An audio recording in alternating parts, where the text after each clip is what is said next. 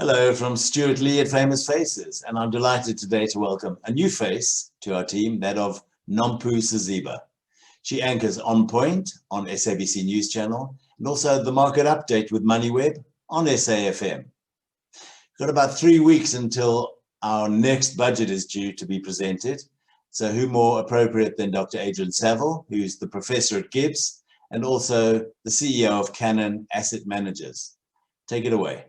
Very much, Adrian, for joining me. Of course, we're in conversation ahead of the February budget, which is highly anticipated, but it's always interesting. Every year, we always say it's the most anticipated budget, but given everything that's happening and the COVID impact, surely this has to be it. Yeah, look, Nompu, it would be, well, first, it's great to be with you. It would be, I think it would be uncharitable to say, well, they've said this before, every budget before has been the most important, and here we are, again, at the most important budget. I think that would be a little bit uncharitable not to acknowledge the context within which this is taking place. This time last year, we were talking about a budget deficit of 6%, which was already over all of the safety margins. We now go into February 2021, looking at a budget deficit in the rearview mirror that's probably a 14% budget deficit, so comfortably double. Almost all of that is explained by either spending on COVID or the economic collapse of COVID. And so, that would be, I think, the charitable observation, the fair observation. The grumpier observation, the less charitable one, is that even if we were to take away the circumstances of the last 12 months, many of the things that were put front and center as being critical objectives of the coming fiscal year haven't materialized. And those are these all-important structural reforms, including the fiscal reforms in the way in which we've got into the business of spending money. So exceptionally tough environment. Makes this, I think we can agree, the most important budget ever. Yeah. Now, of course, the government has to really pursue those structural reforms that you're referring to. And then from a budgetary point of view, there needs to be a good handle on the expenditure side as well as the revenue side. Now, one of the things that was intimated by National Treasury last year, I forget whether it was the supplementary or the midterm budget, was that they were looking for about 40 billion rand in revenue raising over the next 4 years or so. But given the reality of our economic climate, where do you really see them being able to raise taxes? So that would be a great, a famous curtain trick if they were to be able to find a way to bring about fresh revenue lines. The most stable source of funding is VAT. That was hiked with little popularity recently.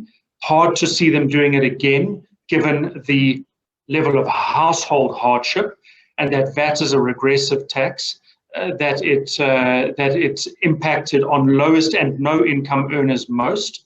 So that would be almost politically impossible and socially unpalatable.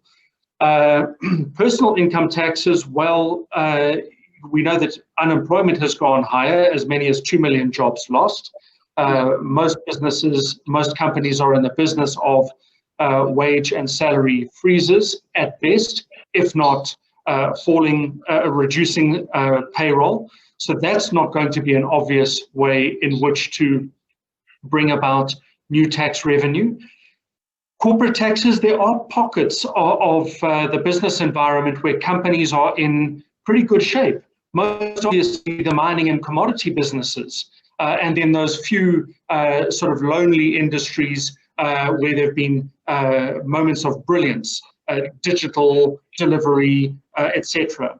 But for the most part, those three obvious lines of revenue collection are not available. So that leaves me imagining that if there is an intention to raise taxes, it has to go for balance sheets.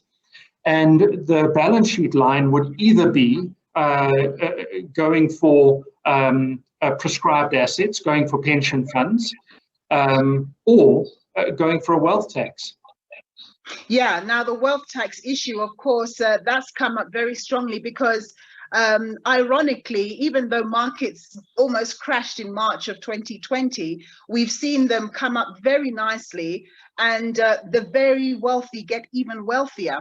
And this has prompted a conversation the world around that the wealth tax needs to be looked at closer. Even US President Joe Biden is talking about it on a really serious note. And here in South Africa, that conversation has begun. But then if we do that, there's always that risk, isn't there, of possible capital flight and further emigration? There's a whole bunch of risks. Capital flight, it is people who have access to money that also have access to ways in which to shelter and protect that money, so you can avoid the tax, not necessarily evade the tax. Yeah. So it's hard to see in this environment, and even if they went for, I recall in the early 1990s when we did the transition tax, and that was used to fund the transition from the apartheid regime into democracy, and that was widely accepted and taken as an important component of the transition. Perhaps this is now a place for a social transition tax. That my complaints about the structural reforms in South Africa being missing in action are in one breath complaints about the public sector, but the private sector is as guilty of absence of structural reforms, where the private sector has been on an investment holiday for the better part of a decade. The money that is invested is out of the country, not in the country. Industry after industry is concentrated. We've been very slow in implementing company and industry reforms. So, maybe this is the opportunity to use the crisis to galvanize social and economic reform. Yeah. But then when we put it all together, it's just really, really hard to imagine how we magic up more money in this environment. And now to be, the characteristically grumpy economist, I'm going to add to your number. I think you said 40 billion. There's a couple of missing pots of money. Amongst others, there was in the emergency budget, there was reference to 20 billion spending that needed to be found. In the vaccination endeavor, which you and I actually spoke about a few days back, yes. That's another 20 billion that's needed. So there's 40, right? On top of that, there is an increasing advocacy for the implementation of a basic income grant. Now, if we don't make the basic income grant universal, if we apply it to about 10 million people, 1,000 Rand a month, I think that those are good back of the envelope calculations. That is another 120 billion per annum that's needed. So we are off the charts in fiscal territory. Yeah. So how does government reprioritize spending in an environment where it does need to spend? Because at the end of the day, the economy is weak, the tax take is low. There is a need to spend on priorities. Otherwise, people run the real risk of starvation, hunger, etc., etc. So how does government balance the situation? And to speak to your complaint, if you like, about the private sector, surely confidence is a factor. There's a lot that's been going on in the environment whereby it doesn't augur well for confidence. And if you're not confident, you're not going to put your money where your mouth is. Yeah, and so we're quickly then into the blame game, you go first, or the reason why I haven't is because you haven't. There's no mileage in that. We need to work out how to break this deadlock. And there's some very obvious structural reforms that are available, starting with the 740 state-owned enterprises. I think that we can learn from others. And one of the most valuable lessons in this low confidence environment, I would take a leaf from the experience of Liberia, and I realize I've just injected a very poor pun there because it's Ellen Johnson Sirleaf, who when she came to power in what for all intents and purposes was a zero confidence economy, industrially, economically, socially broken, she put in place a 150-day plan. Now, when you speak to South Africans about their confidence in policy, your reference, confidence is missing in action because we've become cynical.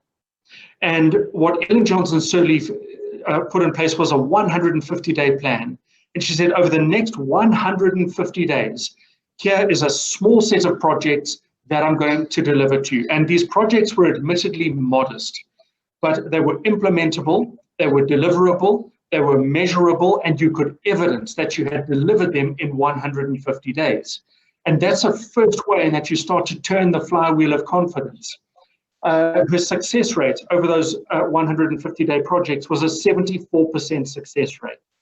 And some of those projects were admittedly extremely modest as sinking boreholes at schools to make potable water available.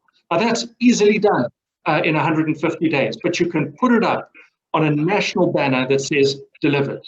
And that starts to, those give you some of the green shoots that we're looking for in this environment.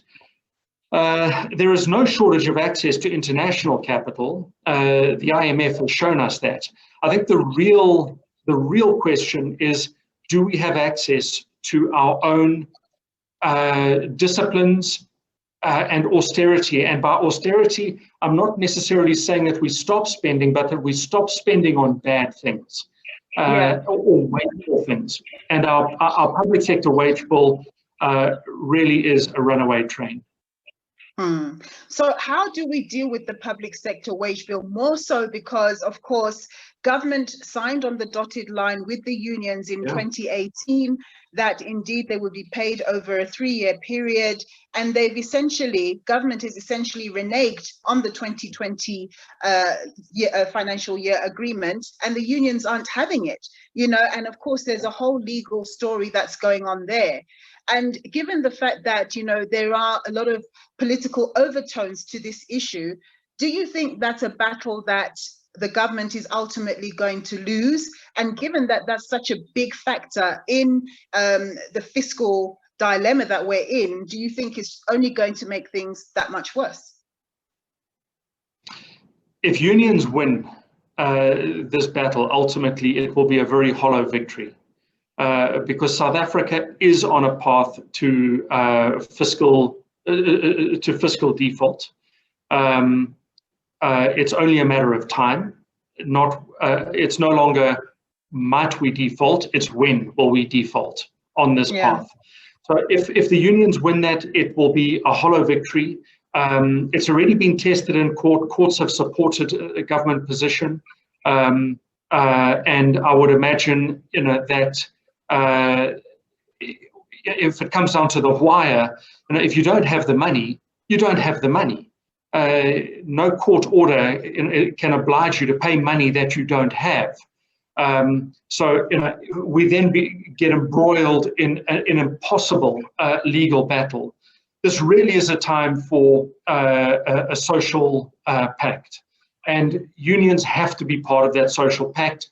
Corporates have to. We can't do this one part, a single party or two parties. This really is a social pact. Is everyone coming to the table, recognizing what is doable, what is possible, and if the private sector, in one breath, is saying, corporates must take 20% wage cuts. We've done our own version of that in our business.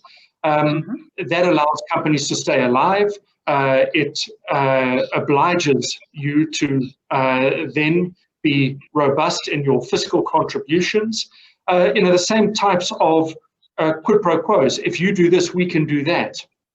And if you make a concession on a wage bill, what we can do to look after you in that concession is. Now, I don't know what those concessions are, but that is the art of compromise and the importance. social compact. You can dress it up any way you like, though. Our public sector wage bill is an impossible number, and it is taking us to a fiscal cliff. We've already crossed the fiscal border. Yeah, you are correct in saying that when there's a crisis, one needs to be pragmatic about it and not, seek to blame this one or that one. So come February the 24th, when we expect the Finance Minister Tito Mboweni to deliver the budget speech, what are the key things you think he needs to be saying, given the context that we're in right now?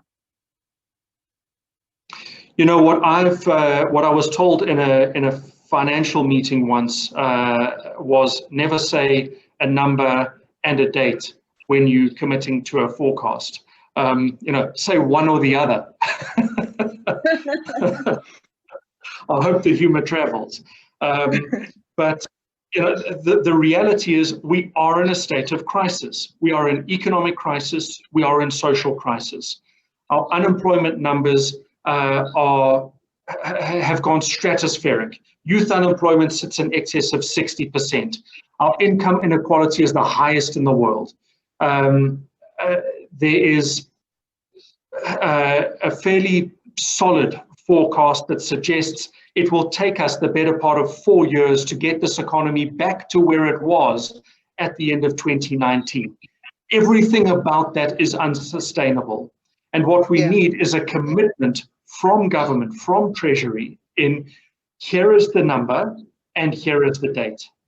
And you can hold us to both of those things, because we've moved into the world of make-believe when it comes to budget. That a critical part of reinforcing confidence is that here are good numbers, this is the target, and you can hold me to that account.